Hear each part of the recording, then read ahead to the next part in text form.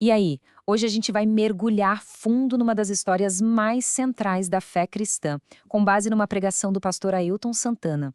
É uma narrativa que fala de separação e, mais importante, de reencontro, sobre um problema que é universal e uma solução que seria divina. Vamos tentar entender como tudo isso se conecta. A história toda meio que começa aqui, sabe? Com essa imagem muito poderosa, a de ovelhas que se perderam do rebanho. Essa citação bíblica já joga na mesa a ideia principal, a de que a humanidade, de alguma forma, se desviou do seu caminho original. Mas antes de correr para falar da solução, a gente precisa primeiro entender bem o problema.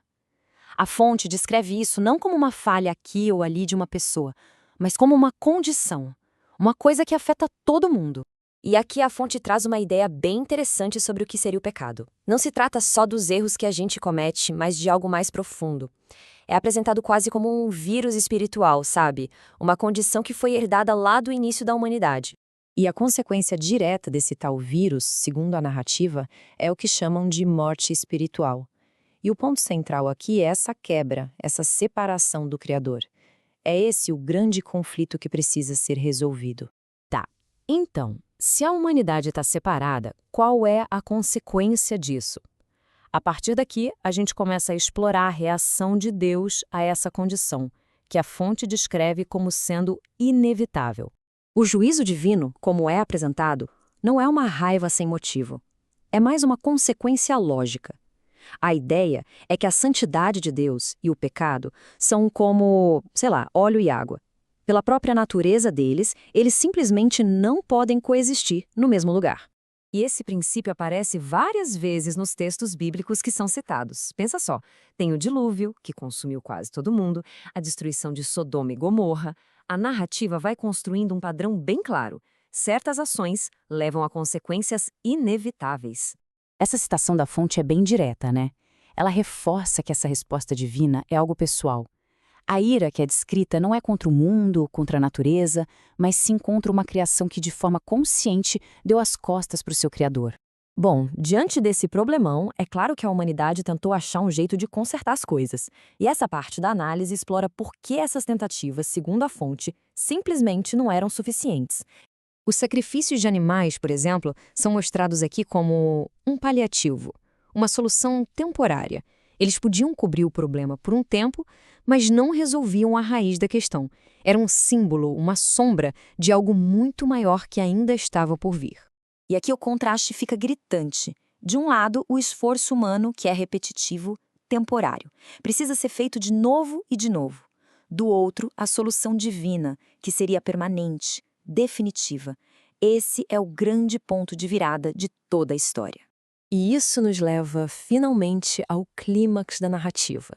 Se a solução humana não dava conta, a fonte então apresenta o plano do próprio Deus para resolver o problema de uma vez por todas.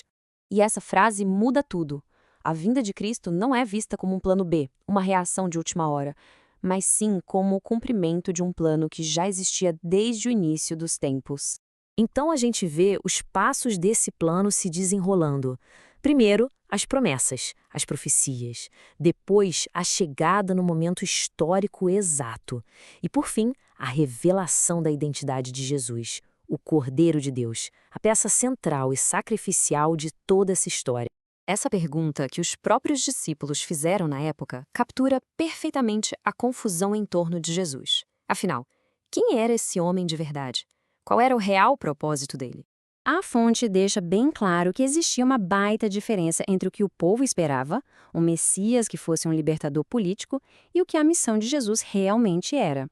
E essa desconexão, segundo a narrativa, foi o que levou à sua rejeição. A crucificação, nesse contexto, não é vista como uma derrota, mas como o ato central de substituição. É o momento em que, segundo a fonte, Jesus se coloca no lugar da humanidade para receber a consequência do pecado. E esse grito da cruz é usado para mostrar o peso esmagador da separação de Deus que Jesus teria sentido naquele momento, em nome de todo mundo. É a personificação daquele conflito central que a gente falou lá no começo. E esse número 1 resume tudo de forma brilhante. Um único sacrifício. Final, completo e suficiente. A ideia é que, pronto, A solução foi definitiva, não precisa de mais nada. Bom, até agora a gente viu uma história grandiosa, quase cósmica. Mas a parte final traz tudo isso para o nível pessoal. Beleza, e o que tudo isso significa para cada um de nós? O resultado dessa solução divina é uma virada de chave completa. E a oferta vai muito além de um simples perdão. Ela inclui justificação, ou seja, ser declarado justo, adoção, ser recebido como filho, e reconciliação, que é a restauração total daquele relacionamento que estava quebrado. A narrativa, então, termina com esse convite direto de Jesus. É uma oferta de descanso, um alívio para aquele peso da separação e do esforço próprio que a fonte descreveu lá no comecinho. E a gente encerra com essa pergunta no ar. Depois de apresentar o problema, a tentativa humana que não funcionou e a solução divina, a narrativa meio que passa a bola. A conclusão fica em aberto, convidando a reflexão. O que vem a seguir? Bom, aí já é uma decisão pessoal.